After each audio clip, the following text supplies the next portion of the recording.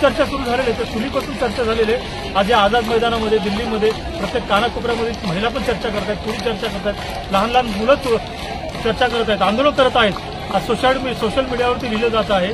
आणि आज आमचं जे इथं आंदोलन होतं हे सीएसटी रेल्वे स्टेशनचे मंत्रालय निवडणूक कार्यालय असं आमचं आंदोलन होतं। पैदल मार्च होता, पोलिसांशी आम्ही चर्चा केली होती, आमचं ठरलं होतं की आम्ही शांत पद्धतीने तिथपर्यंत जाऊ, पोलीस म्हणले तुम्हाला घेऊन जाऊ। पण आज ठाणा, मुंब्रा, दादर, विरार या ठिकाणी रेल्वे पोलिसांनी आमच्या लोकांना अडवून ठेवलेलं आहे। का तर लोकशाहीच्या समर्थनामध्ये तुम्ही आवाज उचलू नका, संविधानाच्या समर्थनामध्ये तुम्ही आवाज उचलू नका, बॅलेट पेपरची तुम्ही मागणी करू नका। फक्त आणि फक्त ईव्हीएम या देशामध्ये जिवंत राहिलं पाहिजे म्हणून आमच्या सर्वांचं आंदोलन हे थांबवण्याचं काम करतायत, दडपण्याचं काम करतायत। चंदीगडमध्ये पण तुम्ही व्हिडिओ